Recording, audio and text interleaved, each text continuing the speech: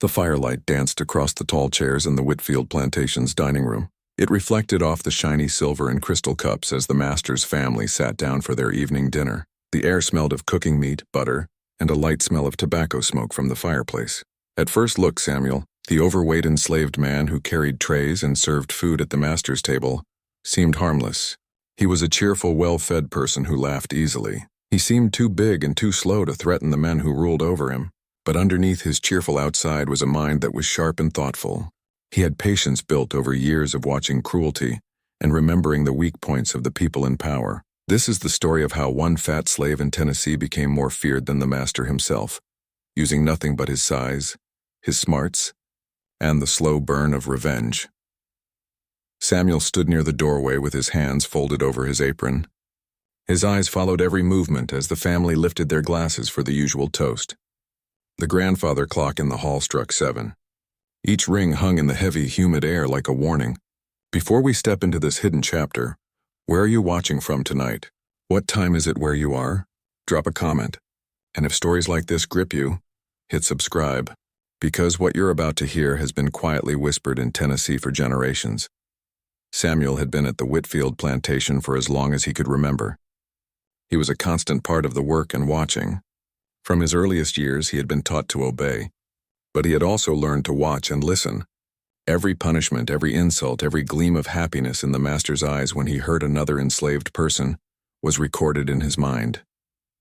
He was overweight, cheerful, and seemingly easygoing. For that reason, the overseers and even Colonel Whitfield himself dismissed him as harmless. A harmless fat man whose laughter and big appetite hid nothing more than obedience. Colonel Whitfield, a man of impressive size himself, ruled the plantation with a mix of fear and calculated cruelty. His power was enforced through whippings, fines, and public embarrassment.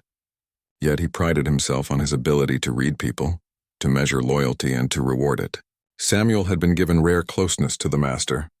He served meals at the head table, carried wine and trays directly into Whitfield's office, and was allowed inside the drawing room where the family discussed estate matters.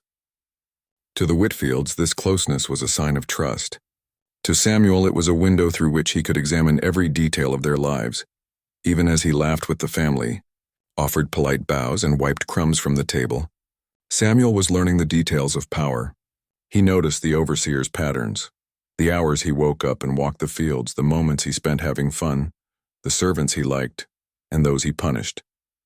Each observation, each tiny mistake of the master's household, became part of a larger mental map that Samuel would use to turn privilege into power. The other enslaved people on the plantation had learned to walk carefully around him. Samuel's size alone commanded respect, but it was his quiet intelligence, his sharp observation, and his patience that made others respectful in subtle ways. While the overseer used a whip to keep authority, Samuel used something far more dangerous: foresight. Every act of cruelty he saw, every injustice he suffered was being changed into strategy, a slow, careful preparation for a payback that would come not in anger, but in precise, unavoidable justice. Tonight, as the Whitfield family ate dinner, Samuel moved smoothly between roles: obedient servant, silent watcher, and hidden architect of revenge. His laughter was controlled, his movements practiced, his attention steady. The master's table was both stage and laboratory, and every word, every glance, every unconscious movement of the Whitfields was being studied, noted, and filed away for the moment when patience would turn into action. By the time the last course was cleared, Samuel had memorized every route, every habit, every weakness. He had observed the master's love for certain wines, the way the overseer walked after dinner, and the predictable arrogance with which Whitfield believed himself untouchable. Years of patience had taught him the rhythms of the household, the weak points of its leaders, and the subtle power that could be used from a position that appeared powerless. Samuel's weight and his cheerful manner had been a mask. It hid the intelligence, the patience, and the quiet ability for strategy that would one day make him feared far more than the master himself. Every joke he made, every big bite he took, every nod of obedience was part of a larger performance, a slow-burning theater of something unavoidable. The overseer might have thought him harmless. The master might have thought him loyal. But Samuel was calculating, remembering, and waiting. And in the silence behind his friendly face, The seeds of a payback were being planted, patient, precise, and unavoidable. The sun had barely risen over the Whitfield plantation, casting pale light across the huge fields that seemed to stretch endlessly into the Tennessee horizon. Samuel moved among the rows of cotton and tobacco, carrying out his morning duties with the appearance of cheerful obedience. He bent easily under the weight of his work, his large body hauling baskets and adjusting water lines, all while keeping his mind sharp, watchful, and calculating. To the overseers he seemed easygoing, good-natured, and perhaps even slow to act, a fat man whose cheerful manner disguised his true smarts. They would never suspect that every motion he made, every conversation he overheard, was being mentally recorded with careful precision. Colonel Whitfield believed himself untouchable. His power was absolute, enforced through both fear and manipulation. The enslaved workers whispered tales of his cruelty, beatings for small mistakes, threats used as routinely as a farmer's plow, and embarrassments designed to remind everyone that they were property. Samuel observed it all, not with despair but with careful attention. He had learned that patience was more powerful than anger, that subtlety and observation were weapons sharper than any blade or whip. The master's arrogance was a blindfold, one Samuel intended to use to its fullest extent. At the house, Samuel's morning duties involved not only physical work, but careful observation. He cleaned floors, arranged trays, and prepared food for the master's table, moving with careful slowness that hid his watchfulness. Every gesture was measured, every smile calculated. He noted the timing of the overseer's rounds, the subtle habits of the servants and the family, and the exact way Colonel Whitfield measured out both punishment and reward. Nothing was wasted in Samuel's mind. Every quirk, every mistake, every indulgence would become a crucial piece of the plan he was building, a plan that depended on years of patient preparation and the quiet help of those around him. Other enslaved workers watched Samuel with a mix of curiosity and cautious respect. They had learned that his cheerful outside hid a sharp intelligence, and over time a silent power began to shine from him. When he passed, his size alone commanded respect. When he spoke, even softly, his words carried authority, yet he never acted impulsively. He had learned that quick retaliation could be fatal. Patience, observation, and precise timing were far more effective tools than rash action. The plantation's daily life was a web of routine, and Samuel had memorized every thread. He knew which doors were locked at certain hours, which servants were assigned to which tasks, and how Colonel Whitfield conducted his meetings. The rhythms of the estate, the sequence of meals, inspections, punishments, and personal indulgences were all predictable, and Samuel had learned each movement like notes in a song. The knowledge of this rhythm gave him power, not the obvious, visible power of brute force, but the quiet, terrifying knowledge that he could strike at the right moment with devastating effect. Despite his seeming easygoing nature, Samuel began testing boundaries in subtle ways. He would slightly delay the delivery of a tray, misplace a tool, or redirect a horse along a different path. Small actions that drew little notice, but allowed him to measure reactions and study weak points. Each tiny act of defiance, disguised as incompetence or laziness, was a rehearsal for the larger plan to come. The overseers grew increasingly wary of him without fully understanding why, sensing a quiet dominance they could not define. Samuel's size and seeming easygoing nature became his greatest disguise. They led the overseers and even Colonel Whitfield to underestimate him, to believe he was too lazy or cheerful to pose a real threat. But beneath the fat outside lay the careful patience of a strategist. Each moment of obedience was a calculated performance designed to trick the master into a false sense of security, while the seeds of payback quietly took root. The evening came, and with it, the daily feast. Samuel served the master and his guests with practiced ease, observing every expression, every gesture, every word. He noted the master's indulgences, the small signs of arrogance, and the weak points hidden behind bravado. Each observation, each detailed detail, would later become critical in carrying out his plan. He did not speak of his thoughts. He did not act out of anger. He merely watched and waited. Other enslaved workers, aware of Samuel's quiet intelligence, began to mirror his careful observation. Some helped subtly, making sure that the master's attention stayed focused elsewhere. Others remained silent, aware that any noise or comment might ruin the delicate balance Samuel kept. The unspoken understanding between them was simple. Patience and working together secretly were far more powerful than impulsive rebellion. By nightfall, Samuel had mapped the entire house, the routines of the overseers, and the blind spots of the master. He had observed the habits, weaknesses, and fears that would allow him to exercise control in the coming days. He went back to his quarters with a sense of quiet purpose, knowing that every detail, every observation, and every moment of restraint had been a step toward the unavoidable. He was fat, cheerful, and outwardly obedient, but he was also patient, intelligent, and deadly in his precision. The fear he would soon inspire in the master and overseers was already taking shape. A shadow as silent and unavoidable as the night itself. The sun barely rose over the Tennessee horizon, casting pale light across the fields where enslaved workers bent under the weight of routine, cotton and the ever-present authority of Colonel Whitfield. Samuel moved carefully among them, his large body a natural point of attention.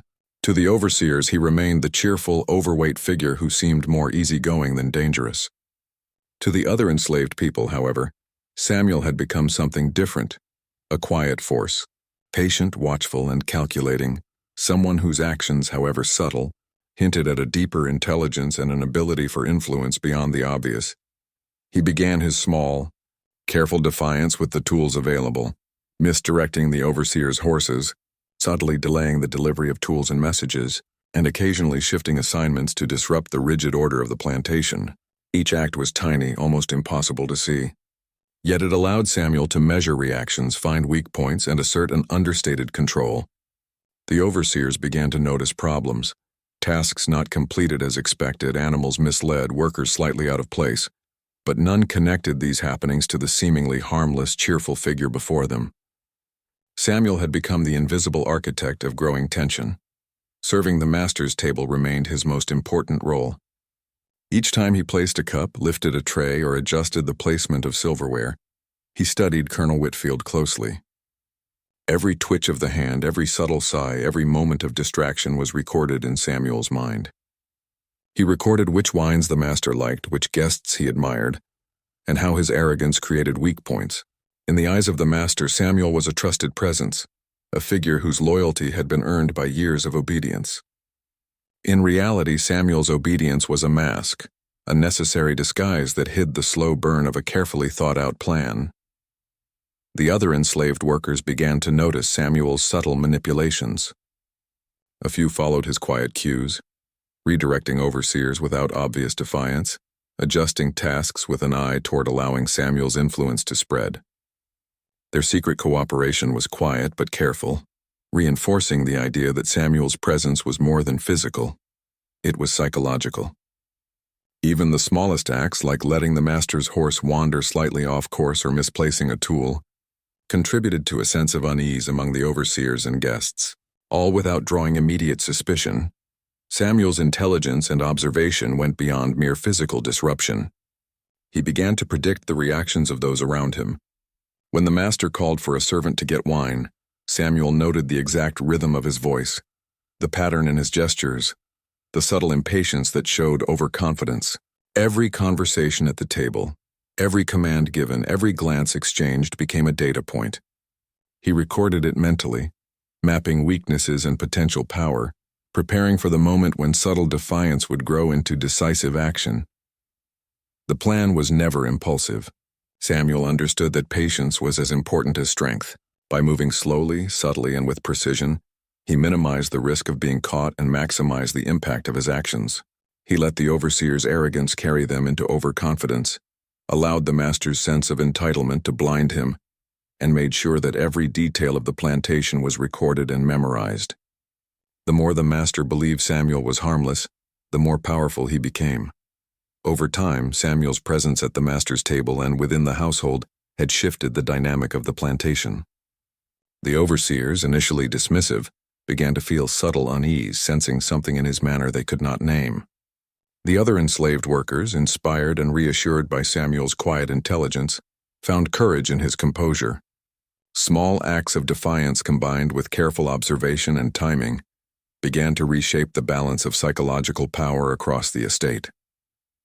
The evening brought Samuel back into the kitchen, where he quietly coordinated with trusted allies. They moved in subtle coordination. One prepared ingredients slightly differently. Another made sure the master's preferred items were easy to reach, while Samuel observed and fine-tuned the process. These small manipulations, almost impossible to see to the untrained eye, would become critical parts of the larger plan. Each act, each gesture, each careful adjustment was a rehearsal, a calibration, a step toward a future payback that was patient, intelligent, and unavoidable. As night fell, the plantation seemed calm, its order intact on the surface. Yet beneath that facade, tension and anticipation thickened. Samuel went back to his quarters with a sense of satisfaction tempered by caution. The first acts of subtle rebellion were complete.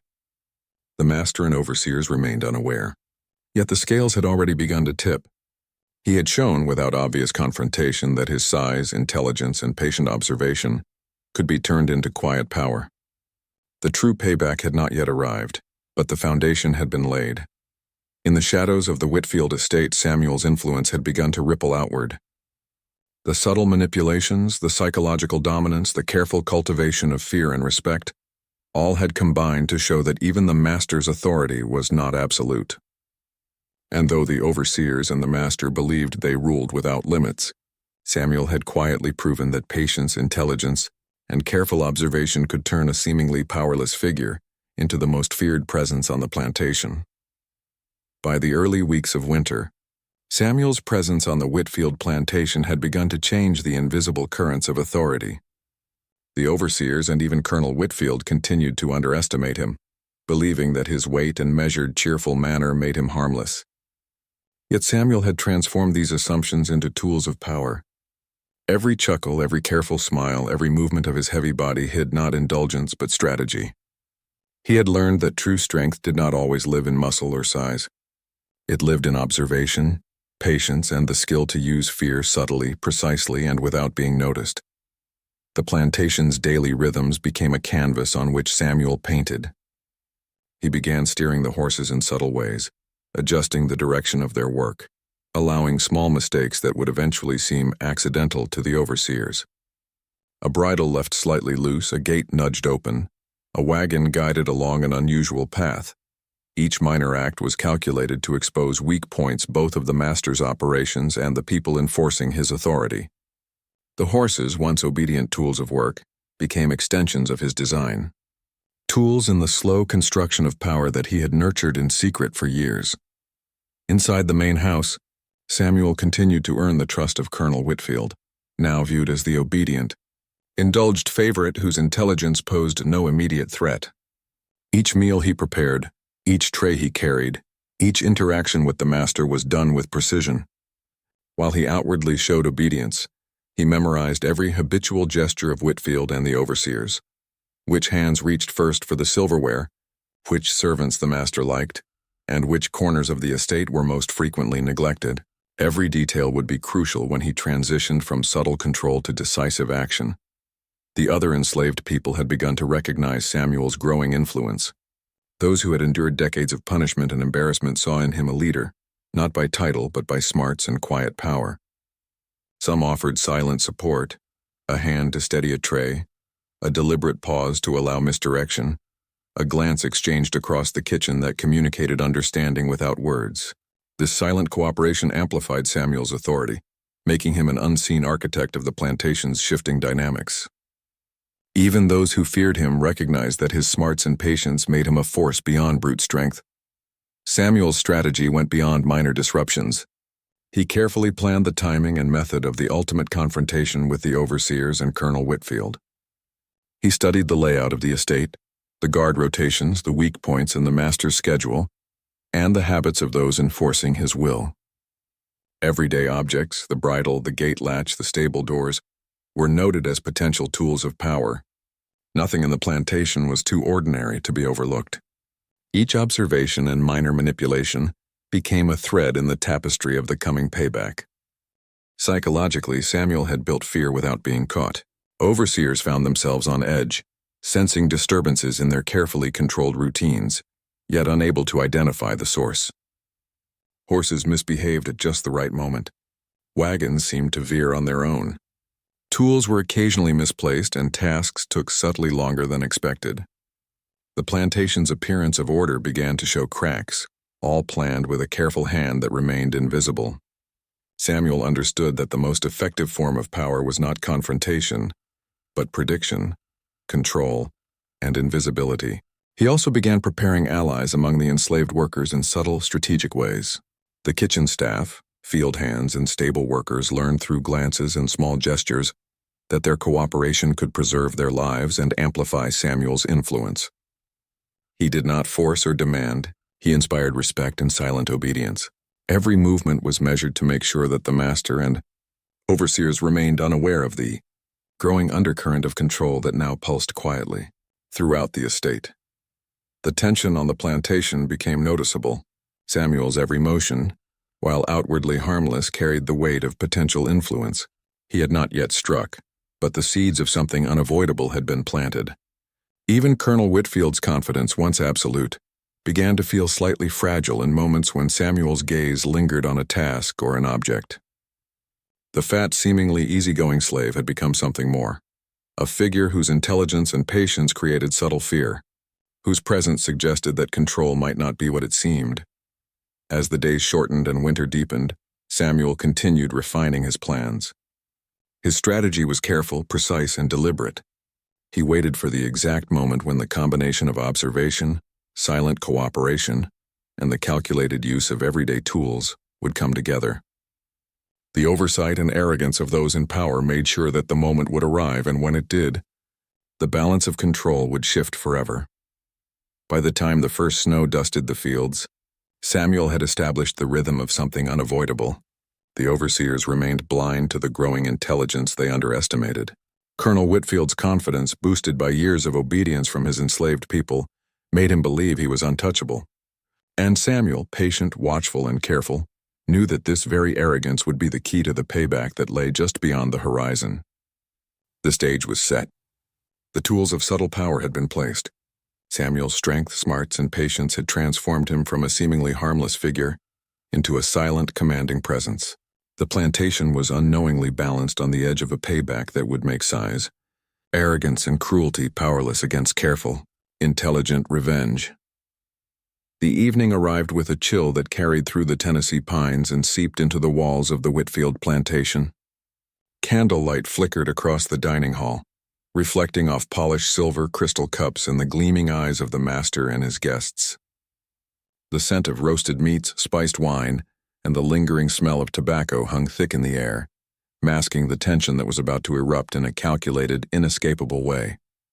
Samuel moved through the shadows, his overweight body steady and controlled, every motion careful, every glance sharp with observation.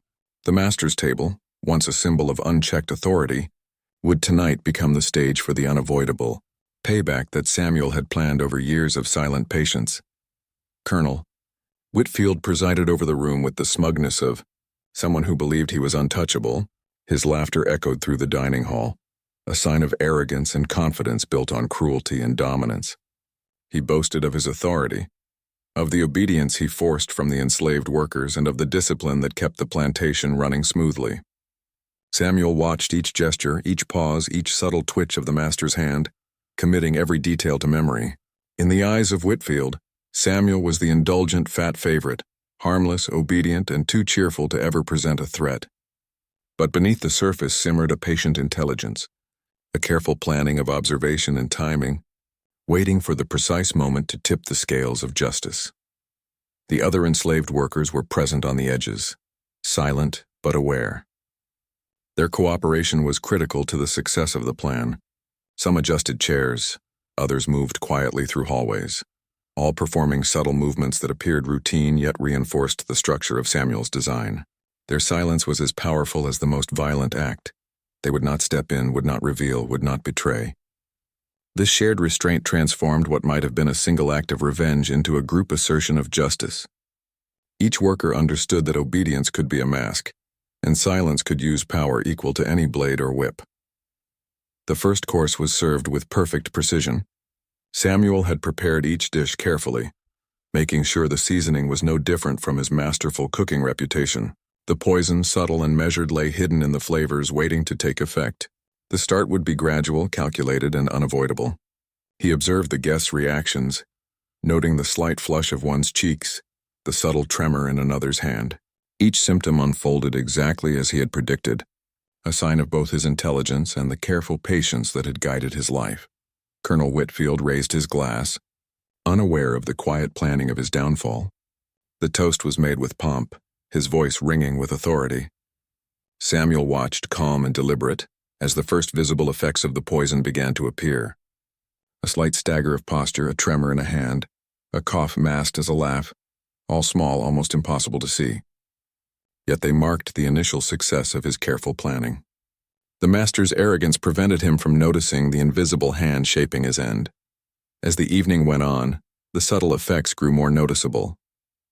Guests shifted uneasily in their seats, some grasping the edge of the table, others turning pale. Samuel's patience was steady. He moved quietly, making sure the final course was served in perfect timing, every spoonful carrying the unavoidable nature of justice. The planning went beyond the food itself. Chairs, tables, and even the arrangement of the room were accounted for, all to maximize the controlled impact of the night's carefully executed plan.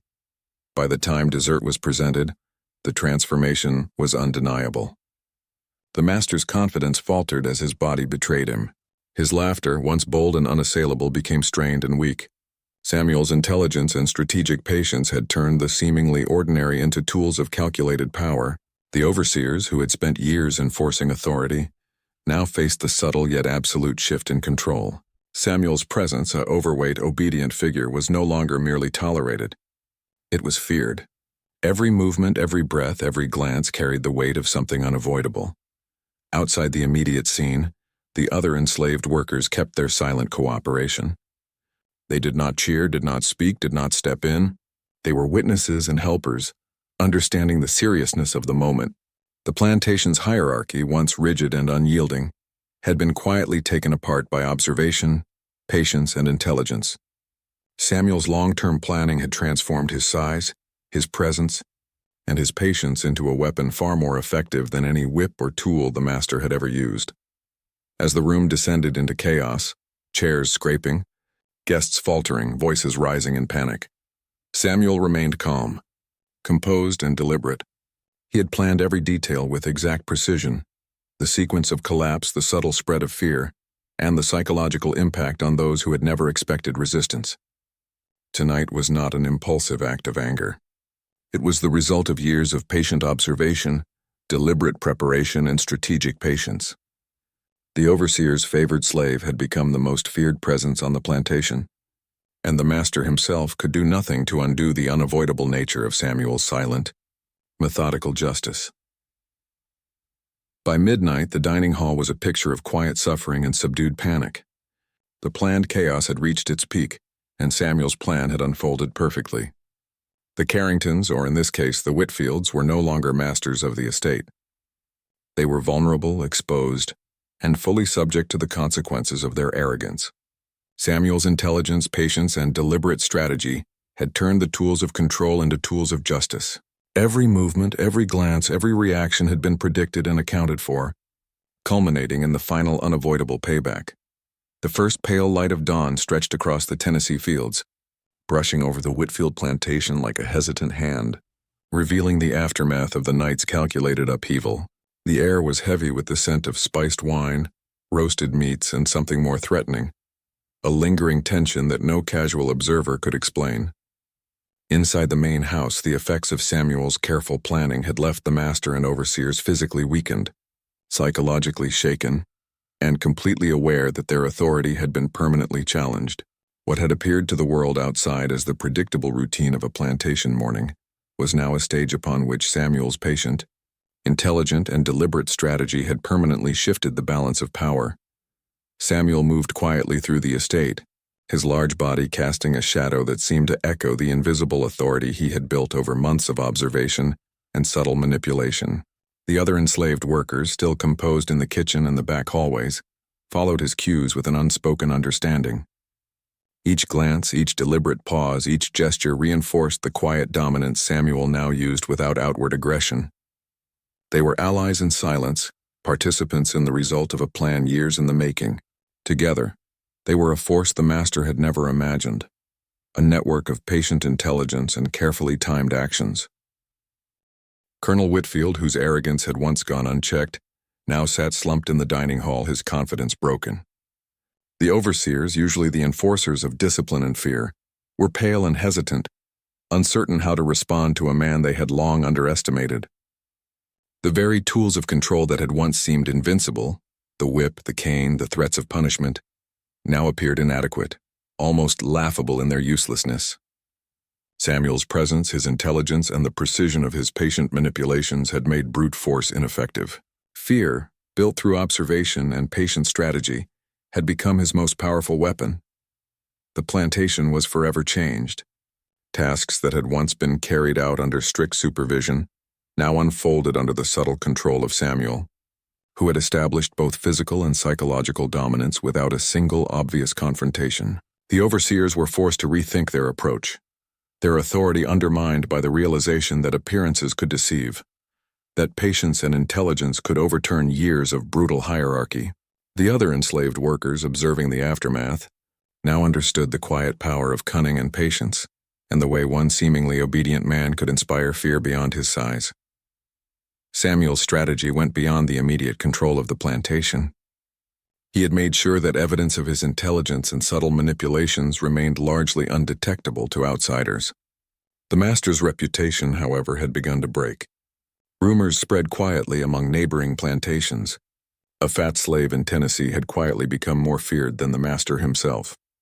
The story spread not as a tale of brute strength, but as a legend of patient, intelligent rebellion. Even those who had never set foot on the Whitfield estate spoke of a figure whose calculated patience and strategic observation allowed him to reverse the power dynamic without resorting to obvious violence. The overseers were left to deal with their disbelief. The tools of their authority, harsh punishments, intimidation, and cruelty, had been made secondary to the intelligence and foresight of the man they had underestimated. Samuel's carefully executed acts of subtle disruption, his quiet influence, and his manipulation of both the physical and psychological environment had shown that intelligence and patience were far more powerful than impulsive cruelty.